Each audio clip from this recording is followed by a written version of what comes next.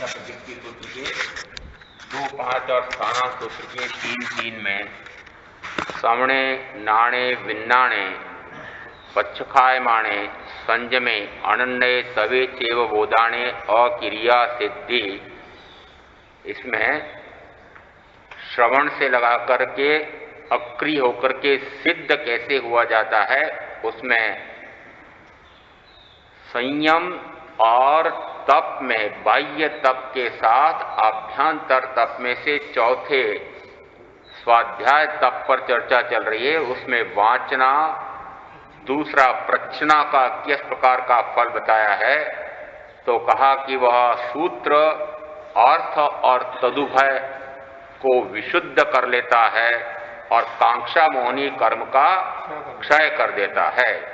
कांक्षा मोहनी दर्शन मोहनी का ही पर्यायवाची माने कि उसको शंका, कांक्षा, विचिकित्सा उत्पन्न होती है, पर दर्शन में जाने का भाव करता है।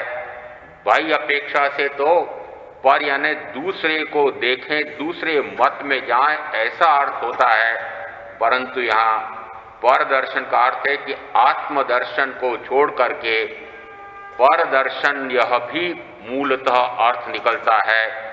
और ऐसा यद्यपि पृथ्वी कायादि जीव इनमें मति, बुद्धि, प्रज्ञा, संख्या, मन न होते हुए भी ये भी कांक्षा मोहनी कर्म का वेदन करते हैं। और फिर व्याख्या प्रज्ञप्ति 1:3 में ऐसे सर्व जीव अपेक्षा कांक्षा मोहनी कर्म का वेदन करते हैं, ऐसा आया है। और यहां तक कि श्रवण भी इस प्रकार से कांक्षा मोहनी कर्म का वेदन करते हैं। कैसे करते हैं, तो कहा ज्ञानांतर, दर्शनांतर, चारित्रांतर, लिंगांतर, मार्गांतर, मतांतर, भंगांतर, नयांतर, नियमांतर, प्रमाणांतर, प्रवचनांतर और प्रावचनाकांतर, ऐसे करके 13 भेद दिए हैं। और श्रवण भी इन 13 प्रकार में से किसी भी कारण से ये अंतर क्यों पड़ता है, इस आधार पर वह भी शंका कांक्षा युक्त हो जाता है कि तत्व का स्वरूप ऐसा है कि ऐसा है। यहां सबसे पहले आया ज्ञानांतर, कि ज्ञान में अंतर क्यों, ज्ञान तो आत्मा का गुण है। फिर यहां ये मति ज्ञान, शुद्ध ज्ञान, 2 प्रकार से अर्थ क्यों आए हैं। मति पहले होती है सही, या शुद्ध से मति ज्ञान प्राप्त होता है, कहीं शुद्ध ज्ञान पूर्वक मति ज्ञान आया है, कहीं मति यदि सही हो जाए तो वह श्रुत यानी केवली प्रज्ञप्त वाणी सुनने की इच्छा करता है। दोनों एक दूसरे के अन्योन्याश्रित हैं। यहाँ पहले मति ज्ञान होगा कि पहले शुद्ध ज्ञान होगा, इसमें कोई अंतर नहीं माने। जिस समय वह केवली प्रज्ञप्त वाणी सुनता है तो मति यदि ठिकाने हो तब तो वह उसका सम्यक अर्थ लेकर के उसका आत्मा का ज्ञान प्राप्त करेगा।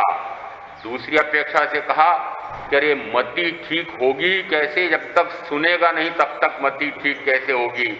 इसलिए यहां कहा कि कहीं मति ज्ञान पूर्वक शुद्ध ज्ञान होता है, कहीं शुद्ध ज्ञान पूर्वक मति ज्ञान होता है, या दोनों अन्योन्याश्रित हैं। फिर कहा कि पहले ज्ञान होता है कि पहले दर्शन होता है। तो यहां जब तक ज्ञान सम्यक दर्शन न हो जाए, सम्यक नहीं कहलाता है, चाहे कितना ही स्वाध्याय कर ले, परंतु यदि आत्मश्रद्धान आत्मदर्शन नहीं हुआ है तो कहा जाता है वह ज्ञान अज्ञान ही है, चाहे वह पूर्वों का ज्ञान कर ले। तो फिर समस्या आती है कि दर्शन पहले होता है क्या। तो यहां अपेक्षा से कहा जाता है कि जैसे ही सम्यक दर्शन यानी तत्व के स्वरूप का सत्य दर्शन हो जाता है, उस समय जो कुछ उसने जाना है वह भी सम्यक हो जाता है। ये ज्ञान खंड खंड जानता है और दर्शन अखंड को देखता है। एक एक गुण को देखते हुए सर्व गुणों को, एक द्रव्य को देखते हुए सर्व द्रव्यों को, एक द्रव्य के गुणों को जानते हुए सर्व द्रव्यों के सर्व गुणों को जानना और फिर उनका सांगोपांग अखंड अभेद ऐसा दर्शन करना, ऐसा भी अर्थ होता है। तो यहाँ पर पहले दर्शन होगा कि पहले ज्ञान सम्यक होगा, इसमें फिर यहाँ अंतर पड़ता है। तो श्रवण भी इसमें शंकाकांक्षा युक्त हो सकते हैं। तो समाधान करते हैं कि दोनों अविनाभावी हैं। ज्ञान और दर्शन दोनों एक साथ होते हैं। यहाँ यह भी कहा जा सकता है कि उत्तरायण सूत्र के 28वें अध्ययन में तो आया कि ज्ञान दर्शन सम्यक हो जाए, परंतु चारित्र की भजना है। चारित्र हो न भी हो, परंतु यहाँ बाह्य अपेक्षा से चारित्र की बात कही है।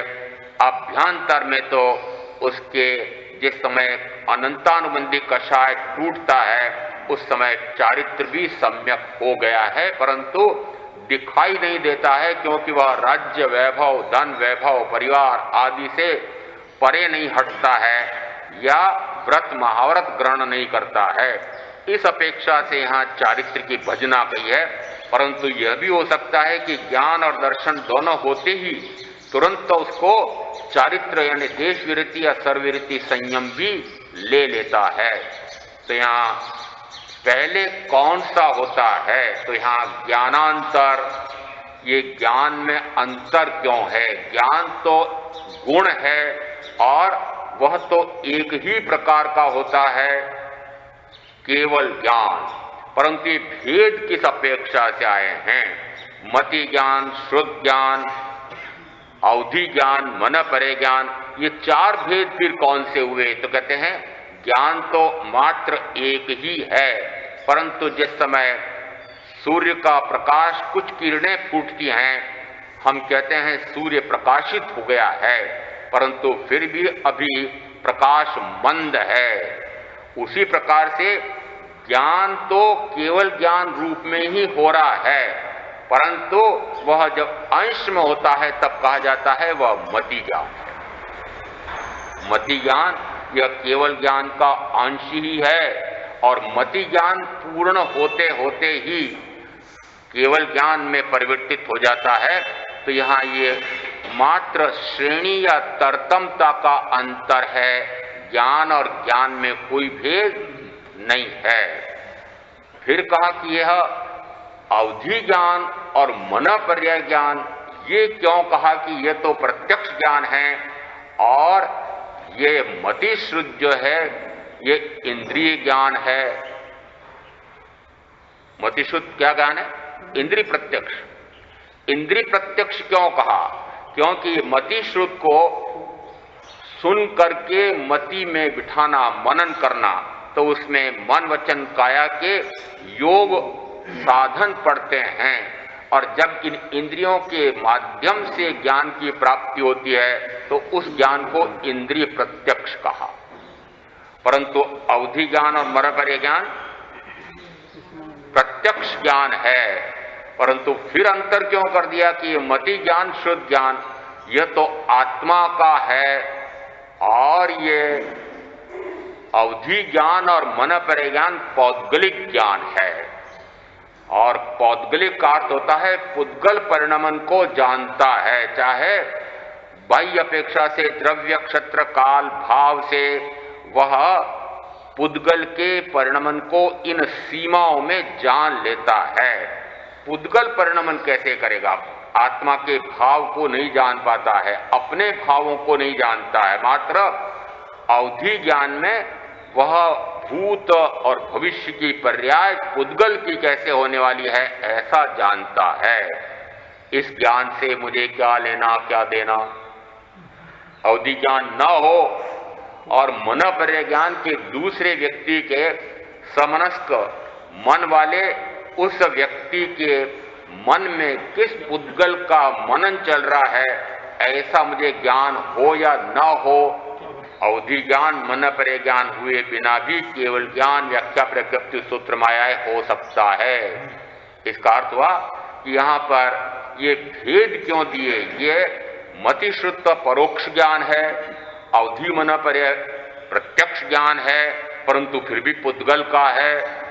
यहाँ ये मात्र बाह्य अपेक्षा से भेद हैं, जानना तो आत्मा ही करता है, चाहे वह जानना पुद्गल का हो न चाहे अपने या दूसरे के भावों का हो, यह ज्ञान तो जानने रूप है, इसलिए कोई भेद नहीं माने। यहाँ जिस समय केवल ज्ञान होता है तब भी कहें कि उसमें कोई भेद नहीं है।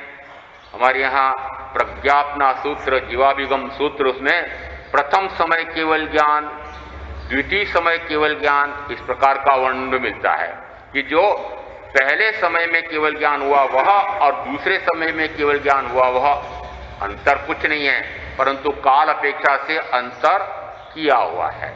तो यहाँ ये ज्ञान और ज्ञान में भिन्नता क्यों है, इस अपेक्षा से ये श्रवण भी भ्रमित हो जाते हैं, परंतु यदि शंका का निवारण हो जाए तो भ्रम टूट जाता है, कांक्षा में मोहनी वेद कर्म का क्षय हो जाता है प्रतिप्रच्छा के माध्यम से।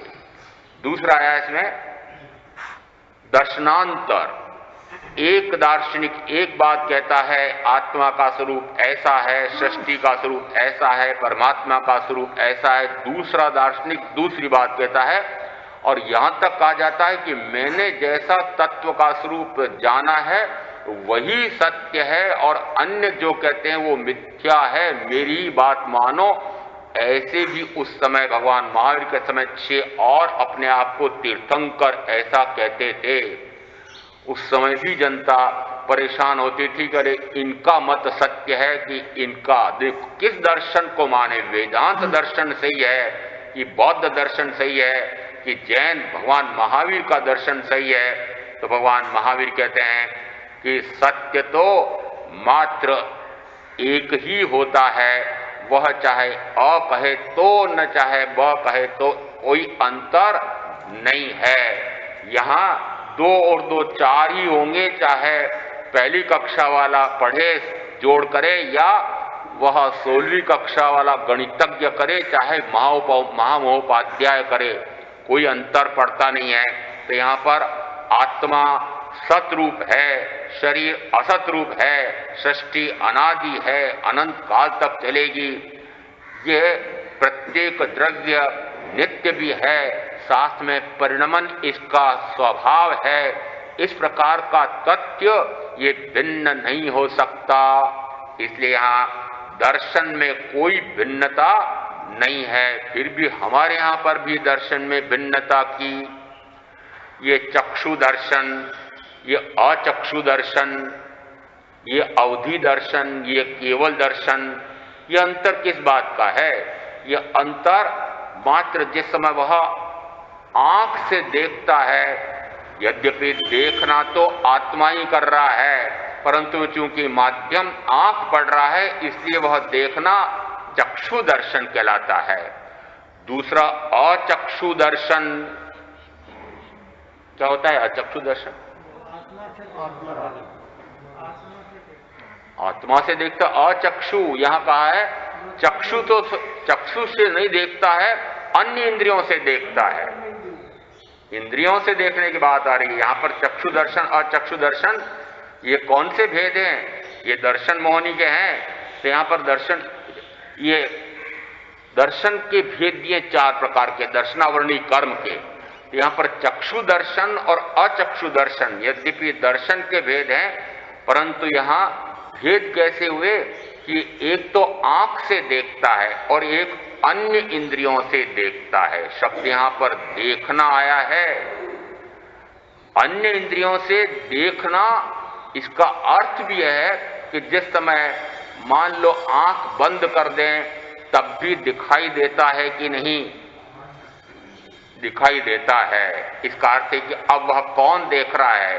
माध्यम कोई पढ़ रहा है, चाहे वो मन पढ़े, परंतु माध्यम तो इंद्रियां ही हैं। फिर कहा अवधि दर्शन, अवधि ज्ञान अलग दिया और अवधि दर्शन अलग दिया। क्या अंतर हुआ? अवधि ज्ञान में वह उस पुद्गल की पर्याय को जानता है और अवधि दर्शन में पुद्गल पर्याय को देखता है। जानना और देखना ये दोनों भिन्न भिन्न क्रियाएं हैं आत्मा की। यद्यपि खंड खंड रूप से हम अपने अलग अलग प्रकार के गुणों को देखते हैं, परंतु समवेत रूप से अखंड में तो आत्मा तो एक ही है। ये सारे गुण अखंड हैं, एक रस हैं। फिर भी यहां अंतर दिखाई देता है। ये केवल ज्ञान और इधर आया केवल दर्शन। क्या अंतर हुआ? जानना अलग क्रिया है, देखना अलग क्रिया है। तो यहां पर जानना देखना, जानना देखना, जानना देखना निरंतर भी होता है, परंतु एक समय में जानना और दूसरे समय में देखना ये अलग अलग प्रकार की क्रियाएं भी हैं। तो ये अंतर जिस समय पड़ता है उस समय ये श्रवण भी विचिकित्सक हो जाता है कि वास्तव में स्वरूप कैसा है। तो जिस समय यह समाधान मिल जाए कि वस्तुतः ये तो एक ही द्रव्य के भिन्न भिन्न प्रकार से खंड खंड में जानने योग्य गुण हैं, ये गुणी तो सबको एक साथ किए हुए बैठा है आत्मा। तीसरा है चारित्रांतर। चारित्रांतर यानी चारित्र में अंतर क्यों? यहां 5 प्रकार के चारित्र बताए थे। एक में कहा था कि वह सामायिक और छेदोत्तापना चारित्र लेता है। जिस समय सामायिक चारित्र लेता है उस समय भी वह सावद्योग की, सर्व सावद्योग की क्रिया का परित्याग करता है, और छेदोत्तापना चारित्र ग्रहण करता है तब क्या करता है? तब भी तो सावद्योग की क्रिया का ही त्याग है। यहां पर कहा यह जाता है कि उसने हिंसा, झूठ, चोरी, मैथुन, परिग्रह 5 पापों को 3 योग से त्यागा है, परंतु सावद्योग में 5 पाप आ गए कि नहीं आ गए? क्या आ गए? परंतु अपेक्षा से क्यों कहा गया ऐसा कि यदि उसने सामायिक चारित्र ग्रहण किया और उसमें अतिचार दोष लग गया या यहां तक कि अतिक्रम व्युतिक्रम हो गया और उसने समझ लिया अरे मेरा तो चारित्र समाप्त हो गया, इसलिए उसको कहा जाता है कि नहीं, तुम्हारे इस चारित्र का दोष का परिहार करके हम तुम्हें ये छेदोत्तापना चारित्र देते हैं। इस अपेक्षा से ये 2 चारित्र हैं। फिर एक शंका उठी कि ऐसा क्यों है कि मैं आज परिहार, विशुद्धि, सूक्ष्म संप्राय और यथाख्यात चारित्र प्रकट नहीं कर पाता? आज है ये 3 प्रकार के चारित्र आज हैं क्या? भरत क्षत्र में 5वें आर्य में 3 चारित्र नहीं हो पाते हैं, काल की बाधा कही है। इस अपेक्षा से ये चारित्र में भेद हैं। तीसरा आया इसमें लिंगांतर। यहां पर भिन्न भिन्न प्रकार के लिंग, लिंग यानी वेश कहो, ये बाह्य में कोई वल्कलधारी है, कोई तापस वेश में है, अन्य अन्य कई प्रकार के भिन्न धर्मों में लिंग पाए जाते हैं। महावीर के दर्शन में भी भिन्न भिन्न हो गए क्या? केशी गौतम संवाद में आपने सुना था उत्तराजन सूत्र में कि ये 23वें तीर्थंकर, इनके संयमी तो ये वेश, कीमती वस्त्र और रंग बिरंगे भी पहन लेते हैं, और भगवान महावीर के मात्र श्वेत क्यों पहनते हैं? ये दोनों में अंतर हुआ कि नहीं? ये अंतर क्यों? वस्तुतः अंतर देख करके शंका उनको भी हुई थी, तो आज भी होती होगी कि वस्तुतः ये अमुक प्रकार के वस्त्र पहनते हैं, ये अमुक प्रकार के वस्त्र पहनते हैं, ये संयमी में भेद क्यों? यहां ये अंतर समझ में नहीं आता है कि वास्तव में मुक्ति किससे, क्या वस्त्र से या लिंग से या वेश से मुक्ति है कि नहीं? ये मात्र बाह्याचार है। इस अपेक्षा से चाहे बहुमूल्य वस्त्र हो और रंग बिरंगे भी हो, तो उस समय कहा जाता है भगवान महावीर के और बीच के 22 तीर्थंकरों में, पहले तीर्थंकर में कुछ अंतर हुआ। पहले तीर्थंकर के अनुयायी ऋजु होते थे, परंतु वे प्राज्ञ नहीं होते थे, और बीच के 22 तीर्थंकरों के अनुयायी ये प्राज्ञ भी होते थे और साथ में ऋजु भी होते थे। 24वें तीर्थंकर के इसमें प्राज्ञ की जगह तो हो गए जड़ और ऋजु की तरह की जगह हो गए वक्र। ऋजु है ना सरल, तो सरलता भी चली गई और दूसरी जगह प्राज्ञ ने जड़ता आ गई, दोनों अवगुण हो गए। इस कारण से इन्हें कहा कि नहीं, ये वेश सादे होने चाहिए, न्यूनतम मूल्य वाले सफेद वस्त्र ही रखो।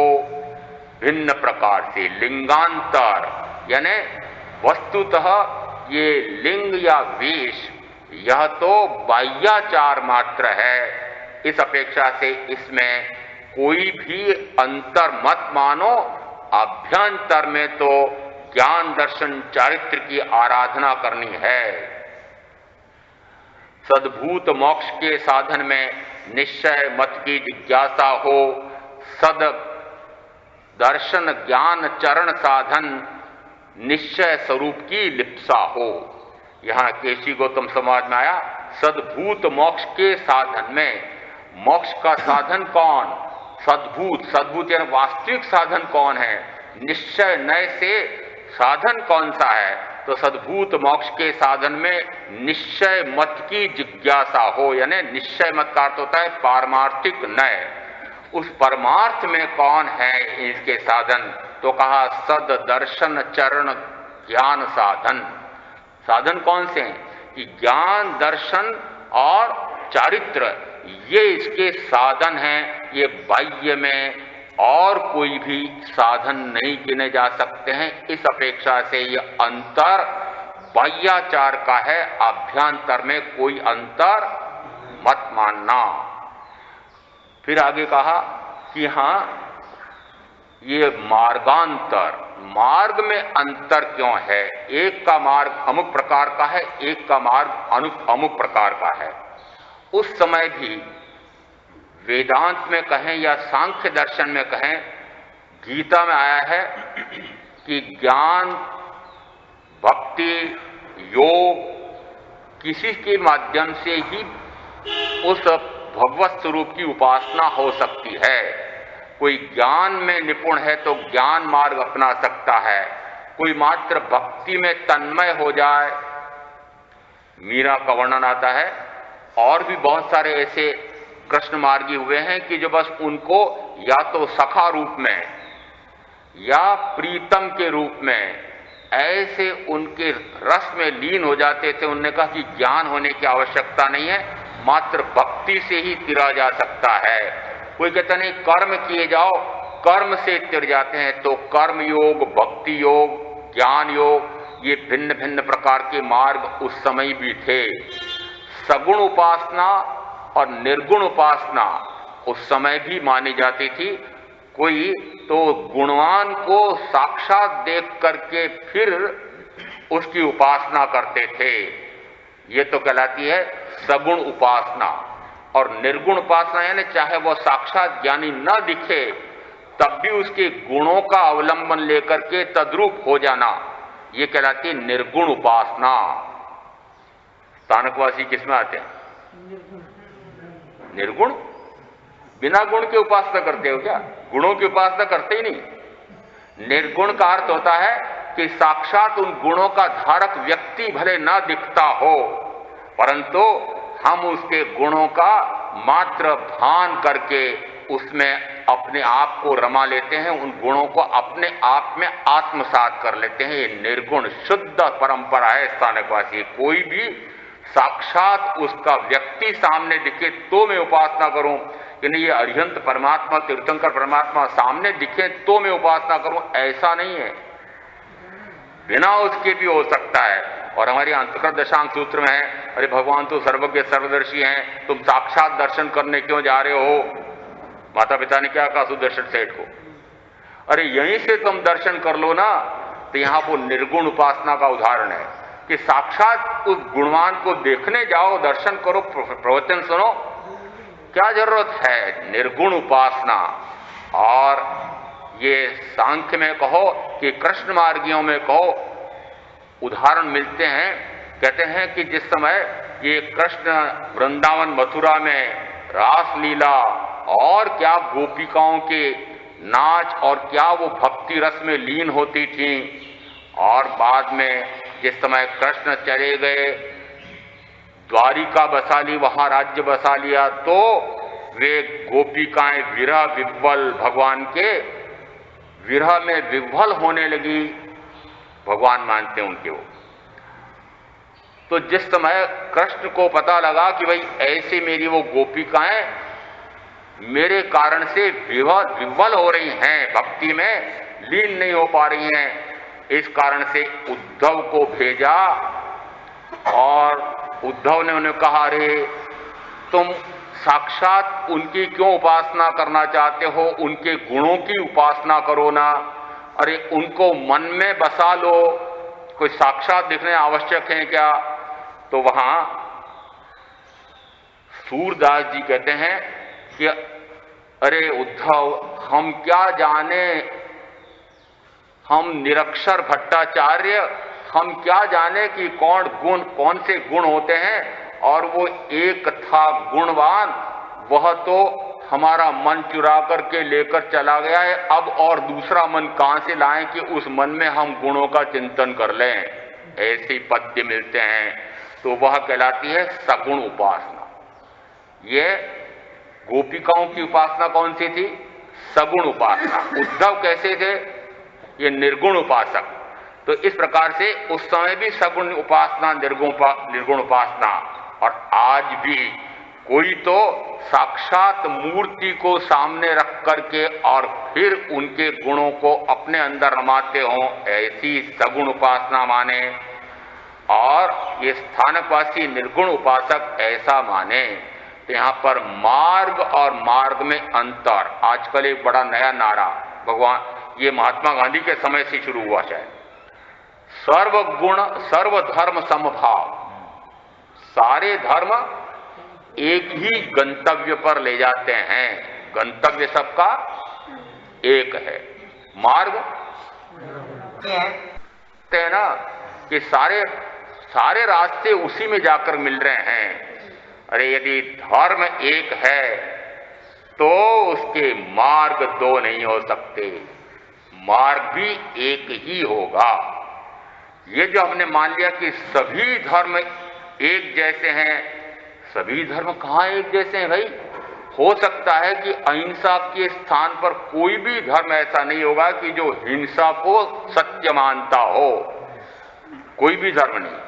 क्रूर से क्रूर ऐसे बाहर में उनके देख लो कारनामे की, इतनी मनुष्यों तक की हिंसा, ऐसे युद्ध करके, महायुद्ध करके अपने धर्म के नाम पर, जिहाद के नाम पर वो मनुष्यों की भी हत्या करने वाले, वहां पर भी क्या हिंसा का पोषण करने के लिए उनके कुरान में है? नहीं। परंतु अंतर है कि नहीं हिंसा और हिंसा में, और अहिंसा और अहिंसा में अंतर है। तब हम कैसे कहते हैं कि सभी एक ही मार्ग हैं, सब एक जगह पहुंचा देंगे? नहीं पहुंचाएंगे। ये तो भिन्न मतों का पक्षात है। महावीर के मत में कोई तो कहता है कि ज्ञान प्राप्त कर लो तो मोक्ष हो जाएगा, और कोई कहता है नहीं, क्रिया कर लो तो मोक्ष हो जाएगा। एकांत क्रिया से भी आत्मकल्याण नहीं होता है, और एकांत ज्ञान से भी आत्मकल्याण नहीं होता है। ज्ञान क्रियाभ्याम मोक्ष, ज्ञान और क्रिया दोनों की युति चाहिए कि जो जाना है उसके अनुसार हो जाए। तो हो जाना रूप क्रिया जो है वह जब तक नहीं है, मात्र जान लिया कि राग द्वेष मोह नहीं करना चाहिए, तो क्या आत्मा का कल्याण हो जाएगा? जब तक राग द्वेष मोह मंद ना हो, कट न जाए, मिट न जाए। इसे कहते हैं कि मात्र ज्ञान से भी मुक्ति नहीं है। कोरा ज्ञान हयम नाणम किया हीणम, हया अन्ना नौ किया, कि मात्र ज्ञान हो जाए और क्रिया न हो तो वह ज्ञान किस काम का, और ज्ञान हो जाए और वो क्रियान्वित न हो तो वह ज्ञान भी किस काम का। इसलिए कहते हैं कि ज्ञान और क्रिया दोनों से मुक्ति होती है, एकाकी नहीं है। उत्तराजन सूत्र के 28वें अध्ययन में ज्ञान, दर्शन, चारित्र, तप रूप मोक्ष मार्ग है यानी एक वचन में आया है। ये चारों मिल करके मोक्ष मार्ग बनते हैं। अन्य आगमों में ज्ञान, दर्शन, चारित्र, इन तीन को रत्नत्रय कहा है। ये तीन मिलकर के मोक्ष मार्ग बनते हैं, एकाकी मार्ग नहीं होता है। ये मात्र ज्ञान से या मात्र दर्शन से या मात्र चारित्र से मुक्ति नहीं है। उसी प्रकार से एक आपके इसमें बड़ी अच्छी बात आती है, महाराज ये दो प्रकार के मार्ग भगवान ने कहे हैं। एक अब बोलेंगे चक्रे नहीं, एक तो हमारे आगार धर्म और एक अणगार धर्म, दो प्रकार के धर्म बताए हैं। लो राजपाल जी कह रहे थे धर्म तो एक ही प्रकार का होता है, चक्री जी कहते हैं कि धर्म दो प्रकार के होते हैं। कौन सही है? अरे मार्ग तो एक ही है। यहां दुविहे पणते धम में ऐसा शब्द आया है, धर्म दो विधियों से होता है। धर्म की विधियां दो हैं, ये धर्म के मार्ग दो हैं ऐसा नहीं है। विधि कौन सी? कि एक मंद विधि है और एक तीव्र विधि है। मंद विधि का अर्थ होता है कि एक तो उस ज्ञान, दर्शन, चारित्र, तप रूप मोक्ष मार्ग पर मंद गति से चल रहा है कछुए की चाल, और दूसरा तेज चाल, खरगोश की दौड़। और आपने तो कहानी कुछ अलग प्रकार की पड़ी हुई है, तो मैं वो खरगोश किसको कहूं समझ में नहीं आ रहा है। अरे खरगोश जो है ये ऊपर बैठे हुए, आप कहोगे महाराज हमने जो कहानी पढ़ी थी वह कहानी तो ये तेज चलने वाले तो पीछे रह जाते हैं और निरंतर चलने वाले चक्रे जी कहेंगे महाराज मैं आपसे पहले मोक्ष पहुंचूंगा। मैंने कहा भाई हो सकता है, कैसे हो सकता है कि मैं जैसे ही दौड़ते दौड़ते और ऊपर आ गया इतना, और मैंने देखा अरे ये इतने सारे तो अभी बहुत पीछे हैं, इसलिए बढ़िया आहार मिला है, खाओ पियो और सो जाओ। तो वो बगीचे में बेचारा खरगोश थोड़ी देर सोचने लगा सुस्ता लूं, और इतने में वो तेज चलने वाले आप जितने बैठे हुए ने कछुए, ये निरंतर चलते रहे और मुझे पीछे छोड़ दिया। ये वस्तुतः मार्ग दो नहीं कहलाते हैं, विधियां दो हैं। दोनों, चाहे श्रावक श्राविका एक, साधु साध्वी दो, इन दोनों की गति एक ही तरफ है, लक्ष्य एक ही है।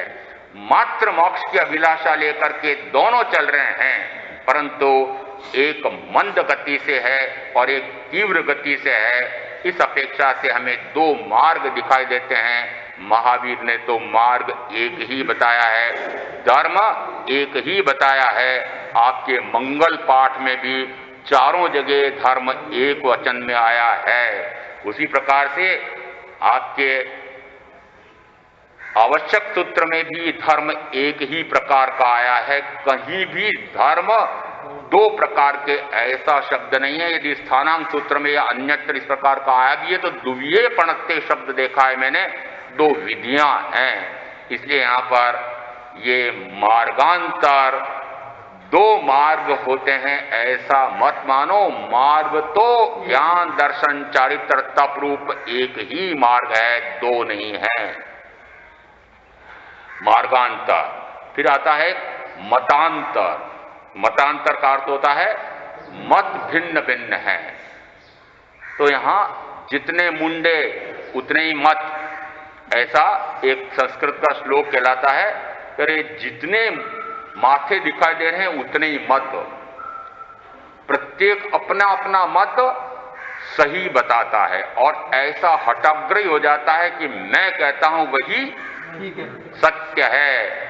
मैंने जो सोचा है, मैं इतना बुद्धिमान हूं और मैंने जो जाना देखा है वही सत्य है, और सभी अपने अपने को सर्वज्ञ सर्वदर्शी बताने लग जाएं, तो फिर उस श्रोता के लिए तो बड़ा कठिन कि किसको सत्य मत माने।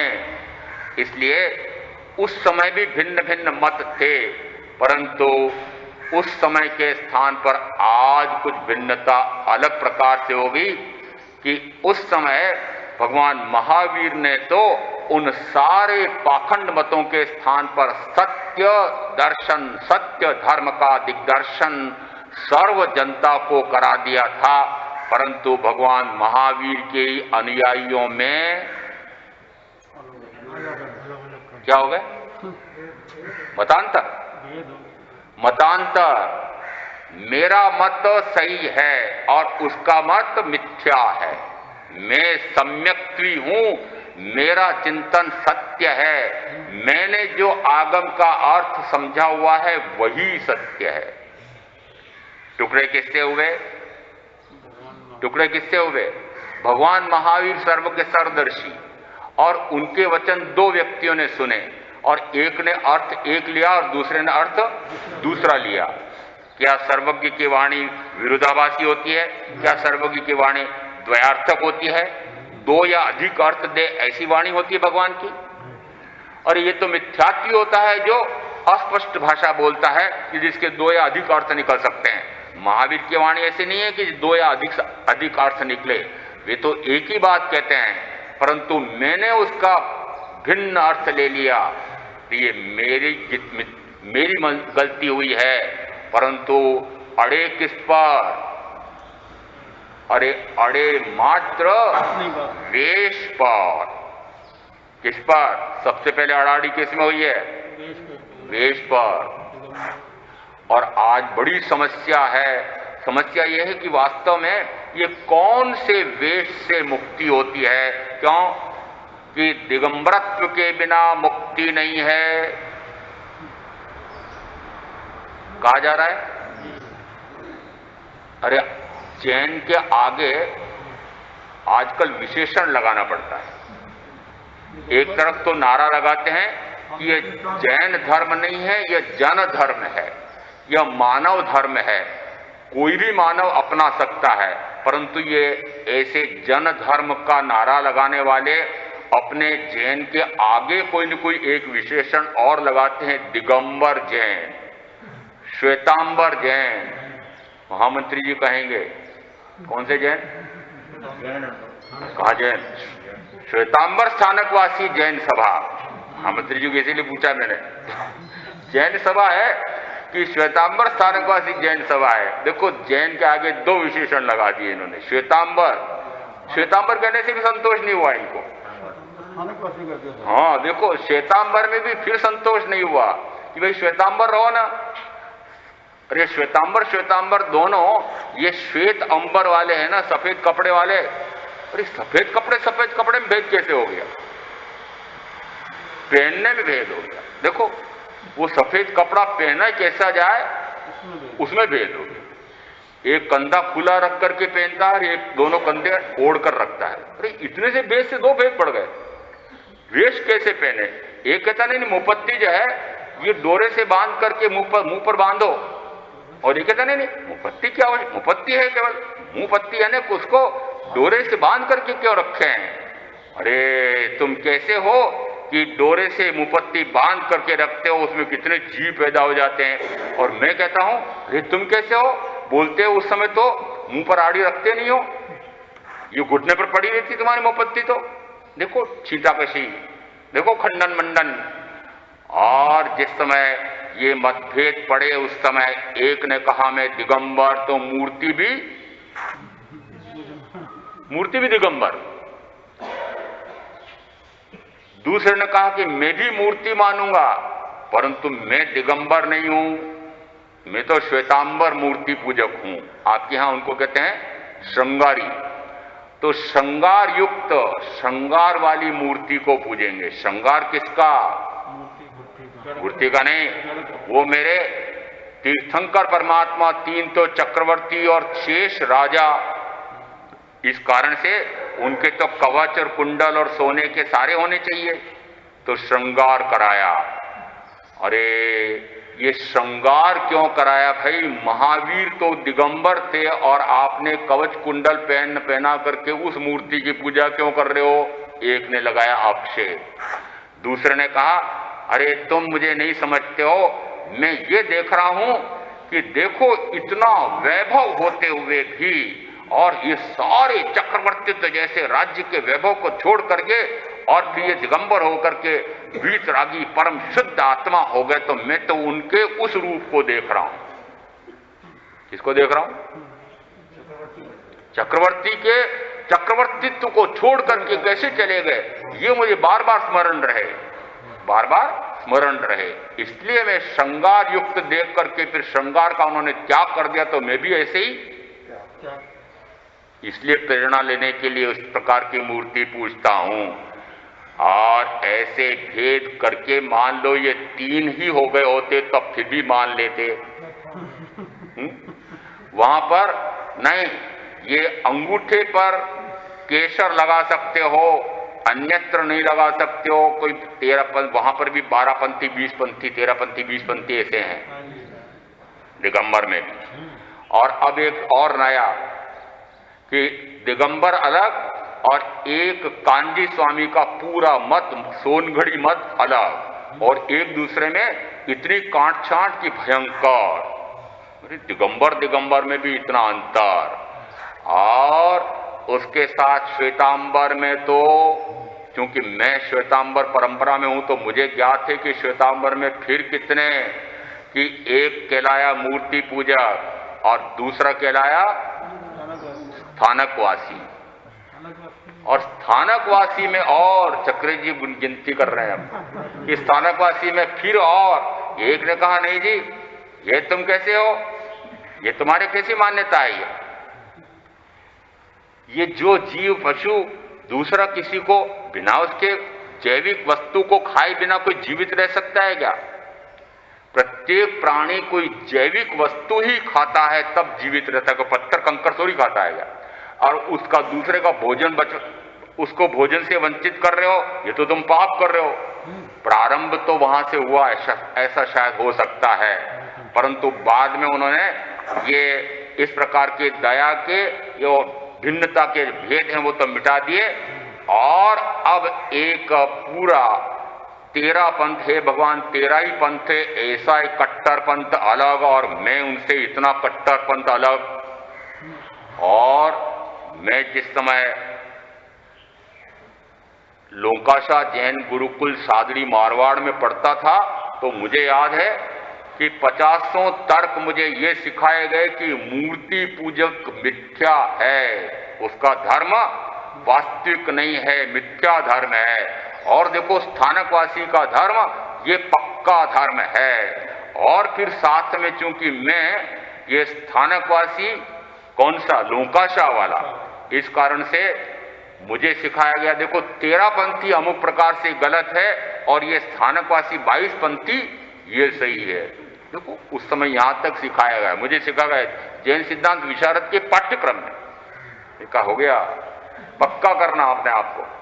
तो यहां अब मुझे कहा महाराज आप फिर आजकल कोई खंडन मंडन नहीं करते, इतने सारे तर्क उस समय सीखे। तो मैंने कहा भाई मैं खंडन मंडन क्यों करूं, मेरे तो जैन भी होते हैं प्रवचन में और अजैन भी होते हैं, दिगंबर भी होते हैं, श्वेतांबर भी होते हैं, मूर्ति पूजक भी होते हैं और 13 पंथी भी होते हैं और अन्य पंथी भी होते हैं।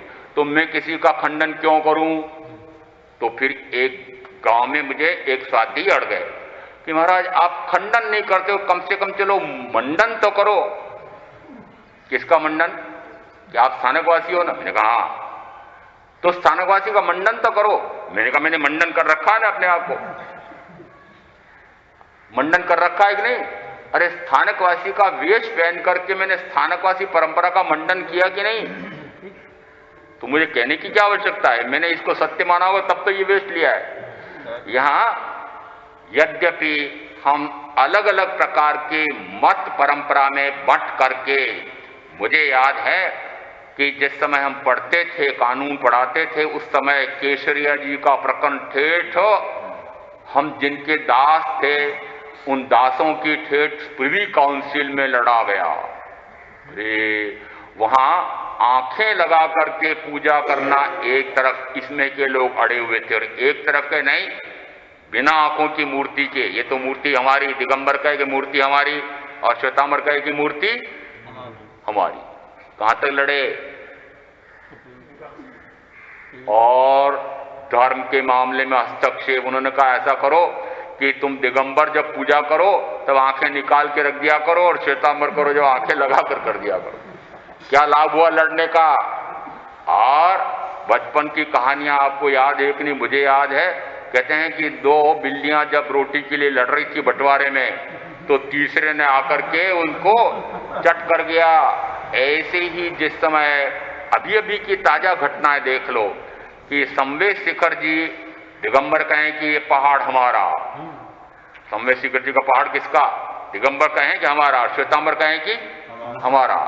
और कहां तक? लाखों रुपए लगा करके ठेठ सर्वोच्च न्यायालय तक, और बिहार सरकार ने उस पर कर लिया आधिपत्य। ये बिल्लियों की लड़ाई में किसने मार लिया? बिहार सरकार ने। आज उसकी संपत्ति का लेखा करो तो अरबों खरबों हो सकते हैं, परंतु अब क्या हाल हो रहा है? अरे ये तो पहाड़ों की लड़ाई है। आप समझते हो कि स्थानक में बैठे हुए हमारे तो कोई पहाड़ों की लड़ाई नहीं है, पर आपने भी तो ये जंगल खड़े कर रखे हैं स्थानक वाले, यहां लड़ाइयां नहीं है क्या? अरे अरिहंत नगर इसमें अपवाद हो सकता है, परंतु मुझे बहुत सारे प्रकरण इस प्रकार के याद हैं कि जिसमें ये स्थानकवासी लड़ मरा। कौन? स्थानकवासी। एक कहे कि दिवाकर संप्रदाय का, एक कहे नहीं जवाहर संप्रदाय का। देखो, और आपस में इतने लड़ मरे हैं कि पहले तो पुलिस, और पुलिस के बाद फिर वो न्यायालय, और न्यायालय में ठेठ उच्च न्यायालय। और ये वो चपरासी, कौन चपरासी? न्यायालय का चपरासी। और निकालिए, जैनियों के वैर वैमनस्य राग द्वेष मत करो, परम वीतरागी महावीर के मानने वाले जैनी ये हमारे यहाँ आकर के अपने अपने प्रकरण लड़ रहे हैं। किसके लिए? स्थानक की। स्थानक लड़ाई का स्थान है कि धर्म का स्थान है? अरे स्थानक लड़ाई का स्थान है कि धर्म का स्थान है? परंतु लड़ाई का स्थान। देखो ताले लग जाते हैं, वर्षों ताले, ऐसे ऐसे मैंने उदाहरण देखे हैं, वर्षों ताले लगे हुए हैं स्थानक में, और वहां पर कोई महाराज चौमासा नहीं कर सकते हैं। वो स्थानक की लड़ाई देखो, ये कैसे धर्म आपस में लड़ मर रहे हैं, यहां तक कि खून खराबे तक के उदाहरण। आंखें, गर्दन झुकती है कि ऊंची होती है? झुकती है। कि कैसे जैन के ये मत पंथों की लड़ाई कितनी भयंकर हो रही है कि हम एक दूसरे के कट्टर शत्रु जैसे हो जाते हैं।